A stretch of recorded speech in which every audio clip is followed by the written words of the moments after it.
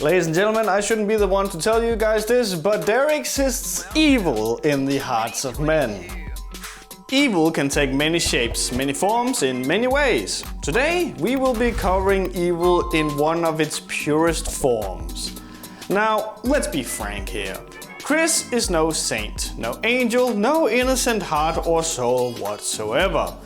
She's a pathological liar who has made every attempt in the book to manipulate both her audience and the rest of the world she's communicated with. She also allegedly sexually assaulted her own mentally ill mother and claimed it was because she was the literal second coming of Jesus Christ, and she was simply blessing her. There is not the lie Chris won't do, the abhorrent action she won't take, or disgusting things she won't say, if it means she can benefit herself no matter how much this hurts the people around her.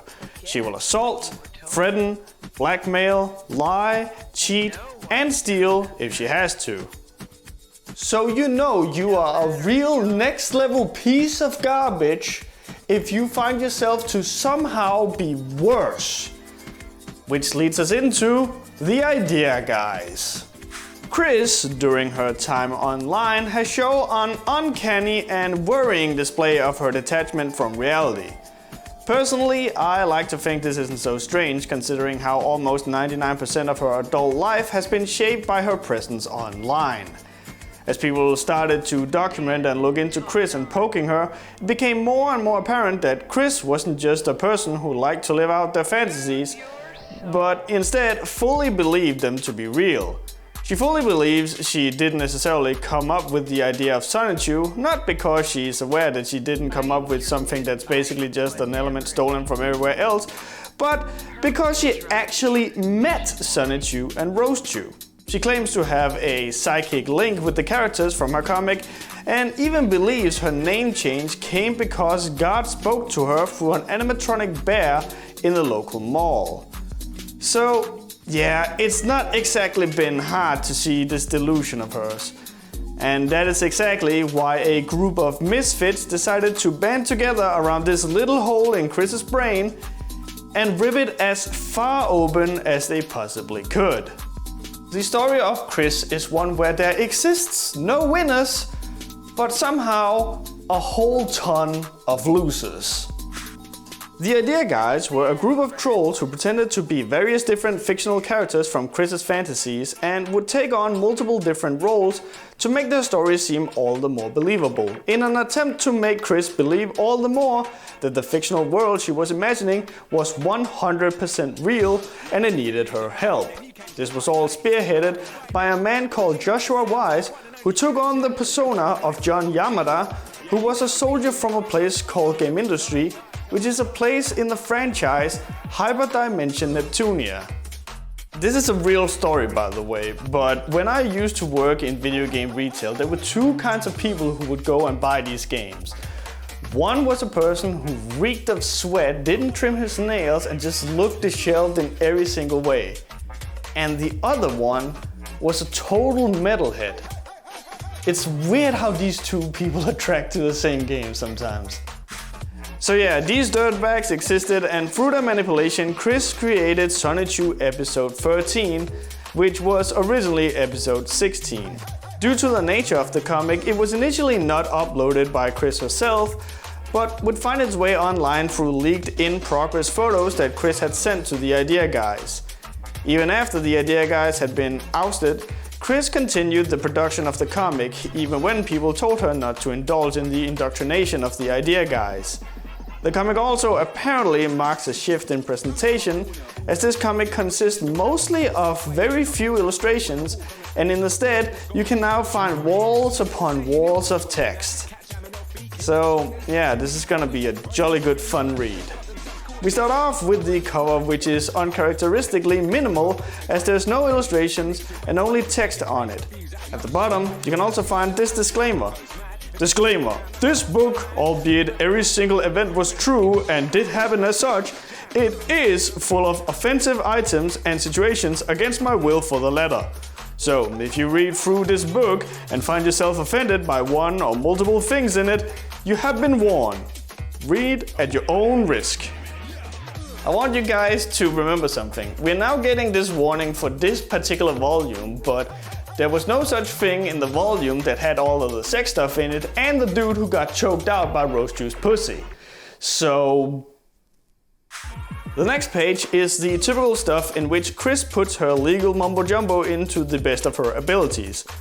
But as this is around the time she officially started losing the plot, there's a few... Well, let me just read it out for you real quick.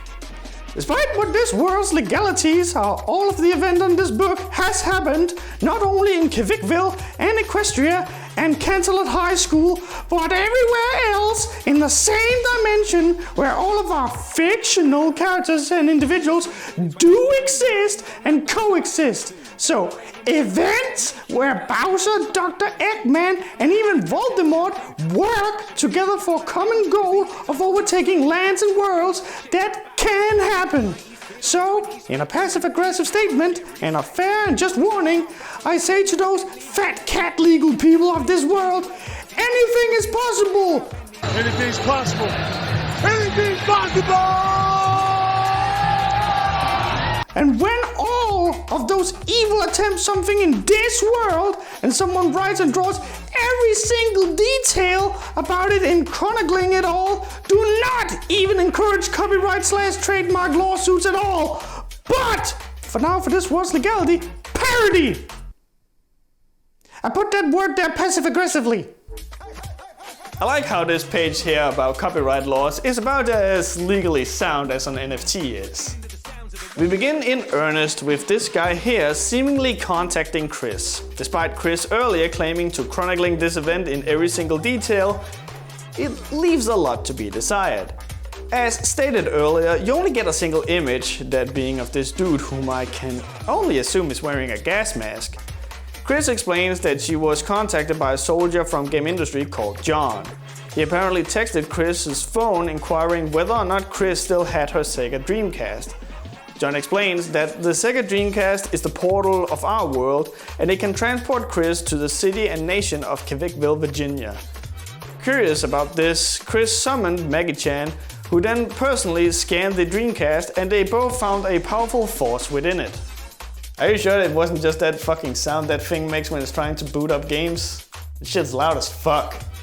We get one of this volume's only actual comic pages, and sure enough, there's Maggie-chan scanning the Dreamcast. Chris apparently touches the Dreamcast, which makes her third eye open, and then this thing happens.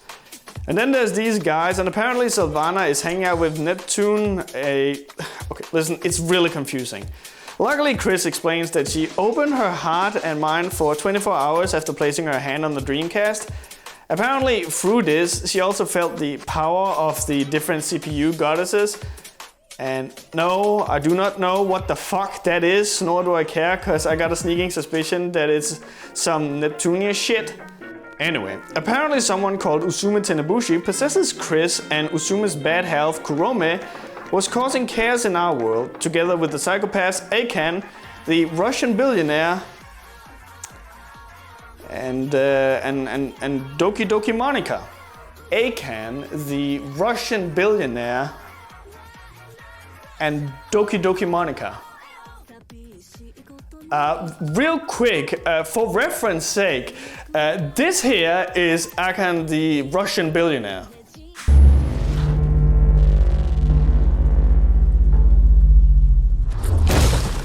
We are then told that John, that's the dude with the gas mask from earlier, had been separated for a while and adult Neptune was trying to look for him as well.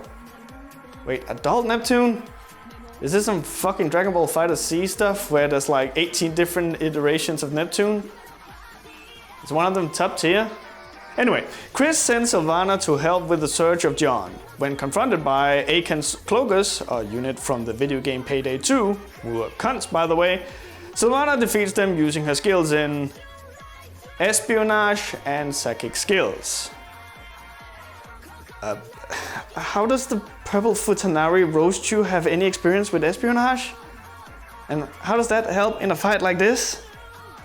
Luckily for Chris, and possibly the reason for this volume being made like this, Chris doesn't have to actually explain or show that, and we just move on to how Sylvana saves Adult Neptune, which the more I say it, the more it sounds like an adult website.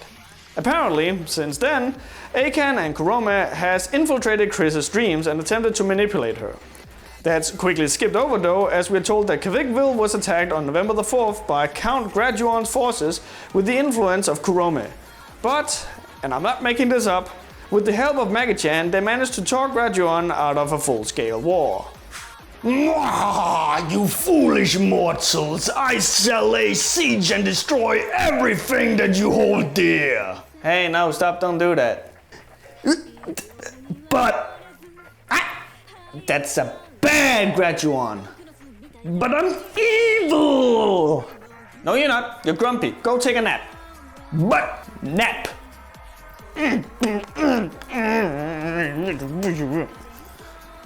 And then this happens. Yeah, I got nothing. I think it's Chris and a bunch of others sending Kurome back to the 0 dimension or whatever. Then there's this whole bit about how John was in Pripyat hunting for relics, whatever that means, with a bunch of Sailor Moon and Hyperdimension Neptunia characters, and apparently they start fighting the Germans for some reason.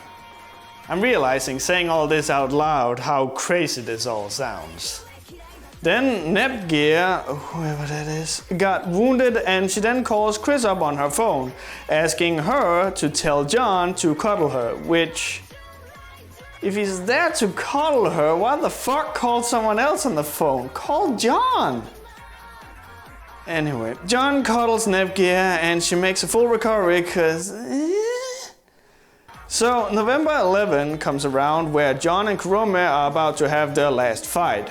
Chris explains how Usume has entered Chris and left a seal, and because of this, Kurome was confused who the real Usume is. I mean, I would be confused too. I mean, they look so similar. For this next part, I'm just gonna read it aloud. Usume wasted no time as she merged with Kurome to once again become the full Usume. After the reunion, Usume thanked me. Little later, she told me I still had her orange heart powers inside me with her seal. She asked for her power back. So, I focused, concentrated, and successfully gave her power back to her. Her seal remains inside me, attached to my heart crystal. Ask the Senshi. The heart crystals are all real, and we all each have one inside us. I wanna make this explicitly clear.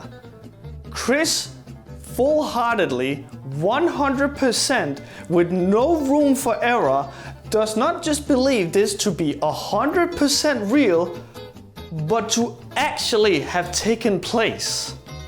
So, to fight Akan and Monica, Sylvana was sent out to defend some dude called Cave, which was John's friend. He was however captured by Cloggers as they are known to hide under cars. The next day, John took all of his allies to Akan's troops' base camp north of Rockesville in our world, and then had a 4-day full-on war. Yeah, you don't remember hearing about that on the news? You don't recall hearing that story on Philip DeFranco? Fortunately, Chris is omnipotent as always and, you know, just kinda saves Sylvana with no issue whatsoever, which begs the question...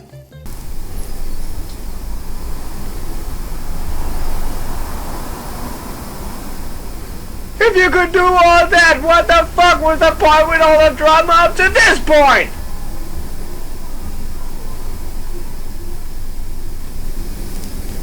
Anyway, Akan doesn't take this laying down, and so a week or so later, a bunch of Cloggers and sleeper agents attack Kvikville.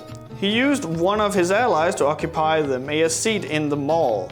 But, and I quote, "Not having that, I destroyed the mall with a big comet. I killed the nut mayor." So, Chris is just straight up Sephiroth now. That's cool. While Chris was doing the bidding of Genova, however, Akan made himself at home at Chris's home. I don't know what dimension the comic is referring to here, as it's referred to simply as that dimension. Anyway, John managed to track down Monica using one of his drones, and for once I'm gonna criticize someone else than Chris here. Cause, in case you have missed it, John is one of the idea guys, Joshua Weiss, and he's been feeding Chris all these narrative points to make a delusion that much greater. Meaning, all the actions he's doing in this comic is shit he told Chris that he did. I'm sure Joshua Wise and all the other idea guys were sat around going, Chris is so stupid. But here's John, Joshua Wise's lab character, role-playing as a super cool guy with military training who's hanging out with hot girls and shit, effectively taking part in the self-same delusion him and his asshole friends were making fun of Chris for. For someone called Joshua Wise, he sure is a dumb fucking cunt, huh? If you think I'm being a little too harsh here, need I remind you that Chris is still, to this day, while in jail, suffering under these delusions that these assholes has put on her. And for the record, they also blackmailed a ton of items and money out of Chris and Barbara while they were financially struggling, and allegedly also made Chris punch her own mom, which she claims to have done. I will start addressing these cunts as people once they cease to act like animals. The cornered Monica creates a memory wipe that Chris is, of course, immune to because, you know, second coming of Christ, and boy do I wish I was joking, but that's what your honest to God believes. John instantly forgets all about Monica and everything returns to normal. Chris then mentions, as a quick aside, that because the baddies kidnapped Sylvana, Graduan signed a peace treaty with Chris and Maggie-chan. So that happened. Also, as another aside, Akan created a time vortex. Yeah, that happened.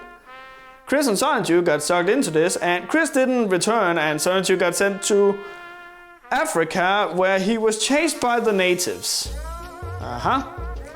And then Dr. Emmett Brown showed up and gave Sonichu a ride back to Kvikville. However, this caused the flux capacitor to crack in transit, which misplaced Sonichu into the freezer of the Kvikville Mall.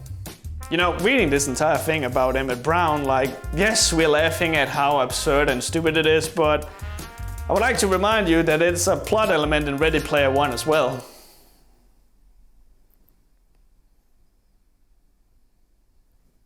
It's kind of silly.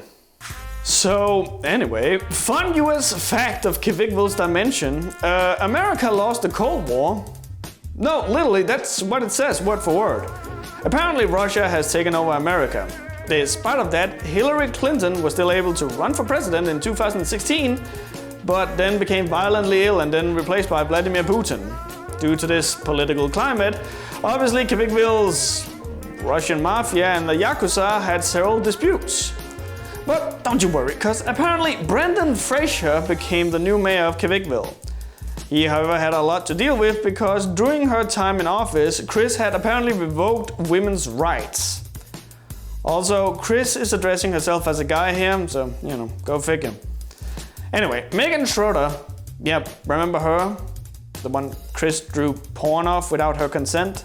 Yeah, apparently she wronged Chris and was thus banished from Kvikville and stripped of her Sailor Senshi talisman, whatever that means.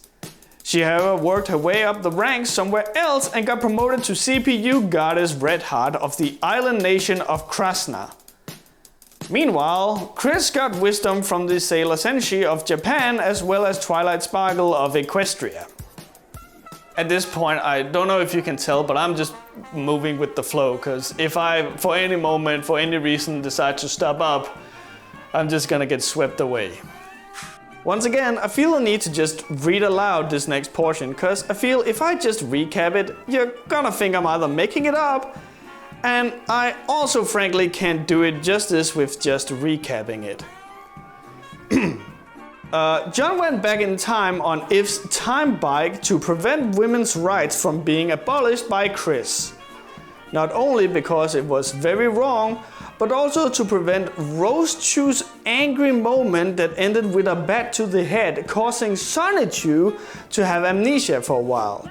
I was very disappointed and upset at Chris for his misconducts.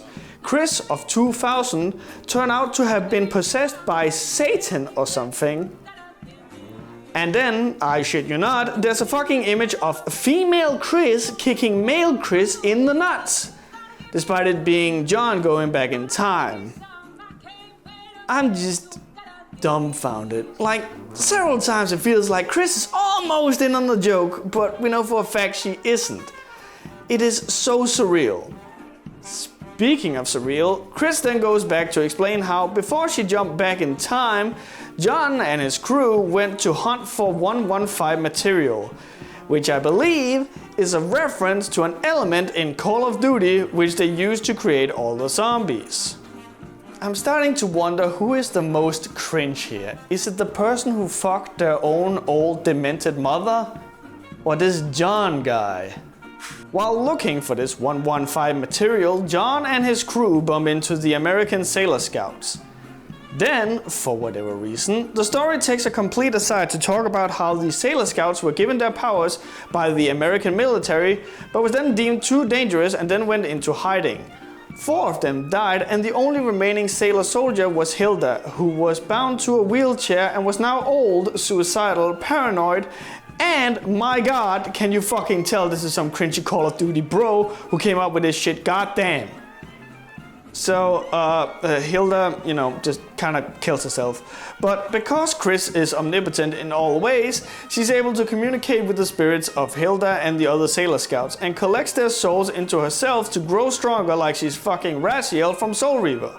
Yeah, I bet you forgot this was a thing, right? Super solid game actually, very like ahead of its time in terms of plot.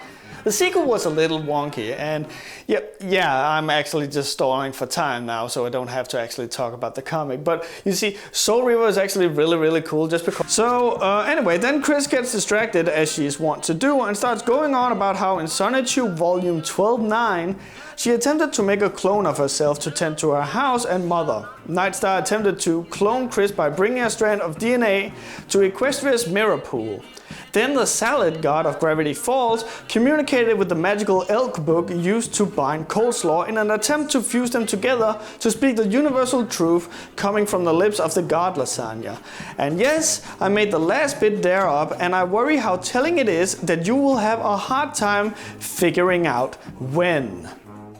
I mean, it's just one big massive word salad of reference, stolen ideas, convoluted bullshit that makes no sense to anyone but the sexual predators who wrote this. Whoops, silly me, there I go talking about Blizzard again.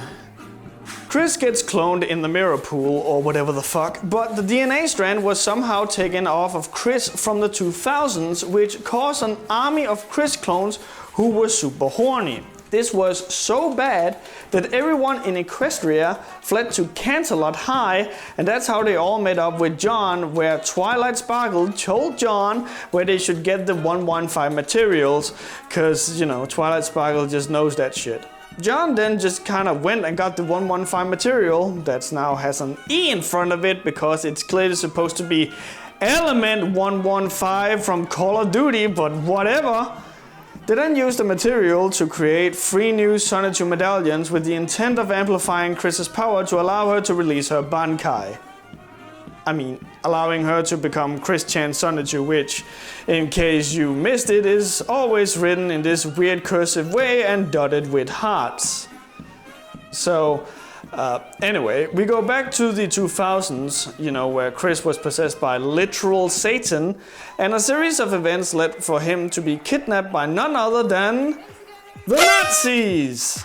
This caused a change in the timeline to where Chris had also become a Nazi and gave his Sonichu medallion to Adolf Hitler. This train has gone so far off the rails at this point that it's practically a spaceship. So, branding her best BJ Blazkowicz, our Chris decides it better to kill the Nazi Chris and taking the power of Hitler's Sonichu medallion away, thus turning Hitler into dust. Thanks, Chris.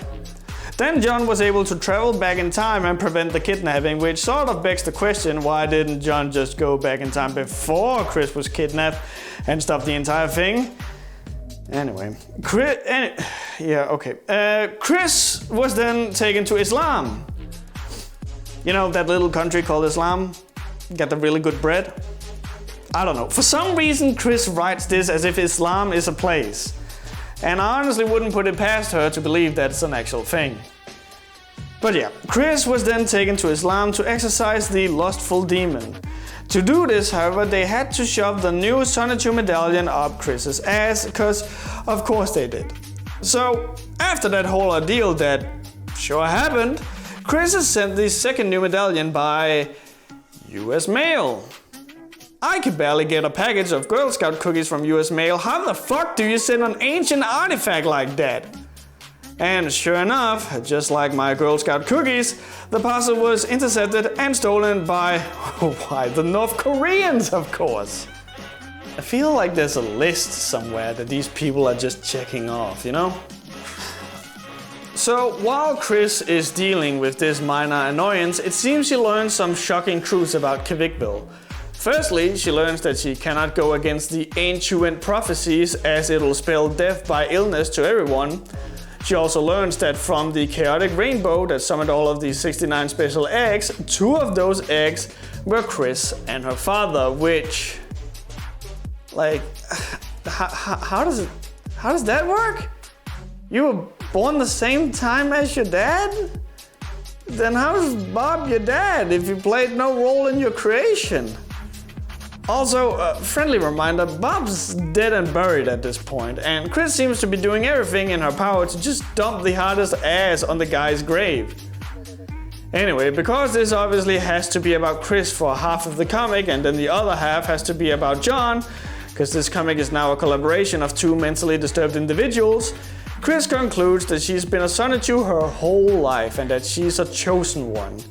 Then she just does a complete 180 and starts talking about the people of Kvikville who up to now has been Christian, but are now either satanic, atheists, or praying to the CPU goddess.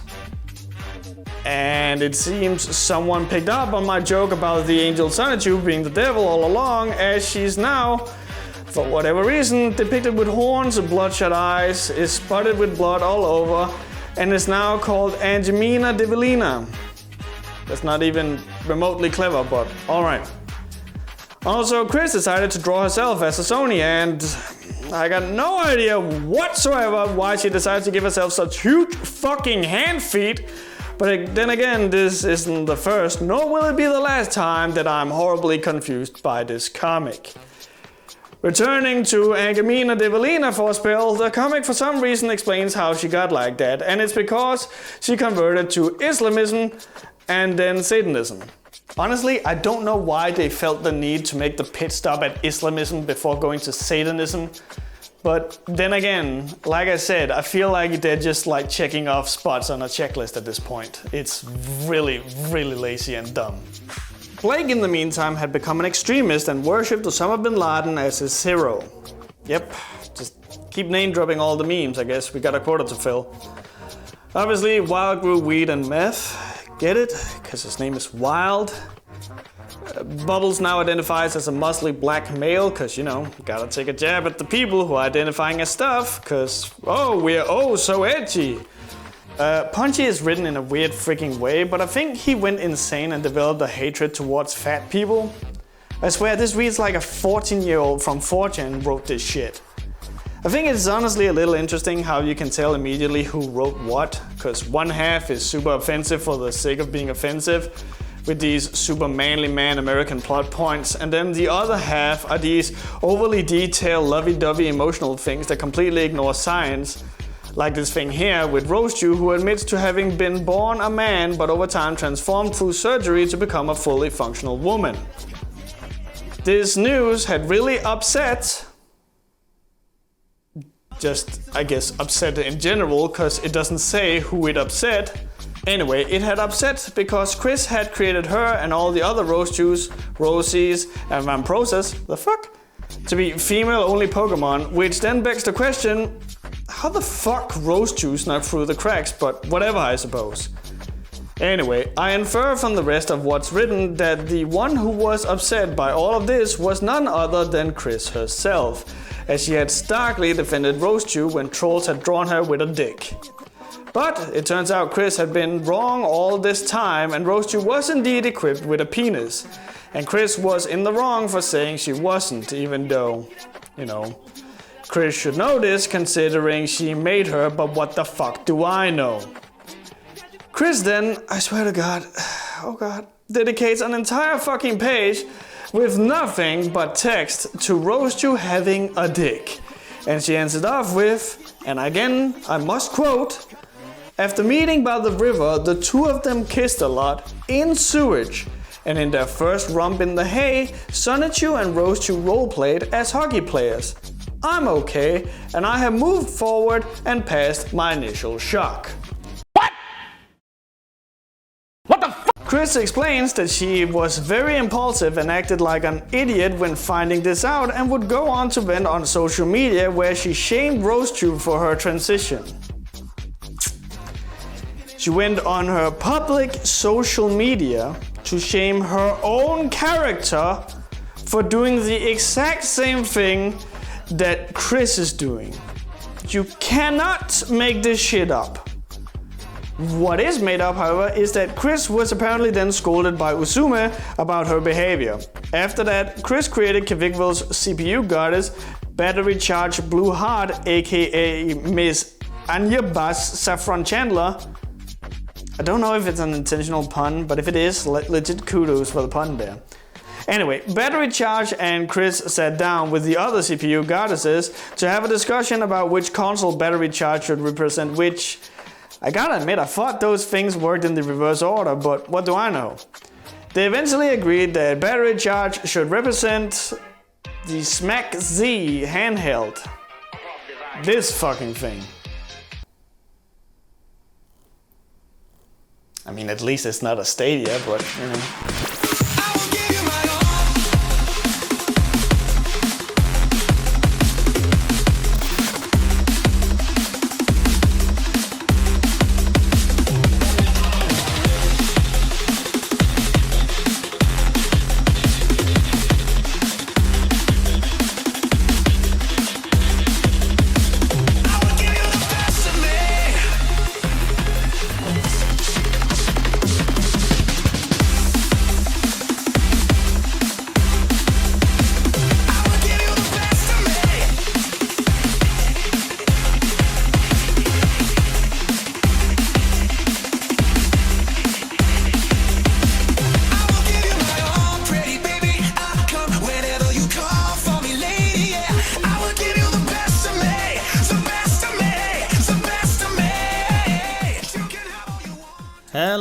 Hello. Thank you for watching the video. This video will, in case you're not like watching this as a Patreon, this video will be one of two. That's simply just me trying to make a new thing and see how that works out, and I really want to hear you guys' take on it. Basically, the whole idea is that I want to spread out my content a little more, so that I have more of a buffer to work with when I'm working on episodes, so that it doesn't seem as long between episodes. So the first video is gonna come out, and then the next video is gonna come out like maybe 2 weeks later. I haven't really figured that out yet. And then if you are a Patreon, you're just gonna get the entire video in one whole video. So like, I'm not like holding anything back for anyone. It's just that you get it at a later date, so that there is an incentive to become a Patreon. But also, again, as I said, to spread out the content. If this is something that you guys are fine with, or you like, or you dislike, I would really like to know. Now that I have a podcast, there's not really a whole lot of things I need to explain, because you can just go and check out the podcast that I have with Cloudy Days, where we just talk about everything and nothing, and you can keep in track of like how Webcomic Relief is going and hear us talk about a bunch of dumb stuff. You can find that on Twitch. There'll be a link in the description. But for now, let's talk about the amazing people who helped sponsoring this video. Amocin. If you watch this show for long enough, you will have heard the name Amocin, who brought you the great adult webcomic Druids, taking place in the Warcraft universe. They've now finished that comic, discarded the Warcraft setting, thank God, and set sails towards a new comic called Skylords. There's a link in the description in case you want to check it out. Nicholas Knudson. Nicholas hasn't gotten back to me about what it is that he wants me to push, so for now, just know that he's a really cool dude. Rojaru. Rojaru doesn't have anything he wants me to push, so just know that he's a cool guy. The Bonsai.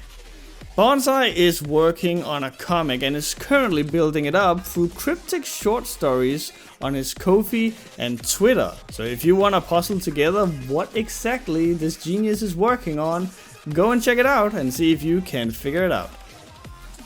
Sebastian Vandborg.